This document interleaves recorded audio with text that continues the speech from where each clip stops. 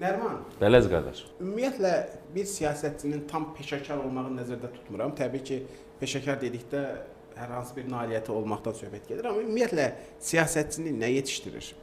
Təşəkkür edirəm suala görə. Nəinki siyasətçini, ümumiyyətlə insanı onun həyat təcrübəsi, keçdiyi yollar yetişdirir. Təbii ki, ailə yetişdirir, məktəb yetişdirir. Amma siyasətçiyə gələndə isə bunlardan əlavə siyasətçini elə siyasətçilər yetişdirməlidir deyə düşünürəm. Çünki siyasətçinin genəldə götürsək səhv eləməyə lüksü yoxdur. Onun fikri dəqiq olmalıdır, hesablanmış olmalıdır və s. Ona görə də siyasətçinin digərlərindən fərqli olaraq siyasətçi də yetişdirməlidir. Təbii ki, bizi də həyat, təcrübə, keçdiyimiz yollar, çətinliklər, asanlıqlar, ailə, bizim hekayəmiz yetişdirir. Amma bunun yanında bizi də siyasətçi dostlarımız, özümüzə müəllim hesab etdiyimiz insanlar yetişdirib.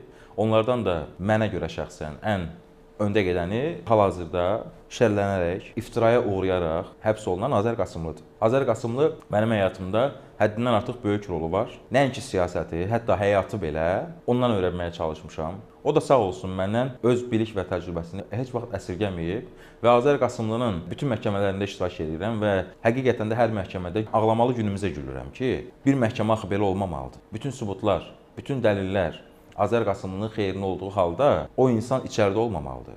Və Azər Qasımlı kimi insanlar Azərbaycana, dövlətə, millətə ən böyük xeyri verəcək insanlardır. Günahlı olsa deyərəm günahı var, amma günahsızdır. Və həqiqətən də Azər Qasımlı hal-hazırda təcridxana otağında iftira ilə, şərlə mübarizə aparır.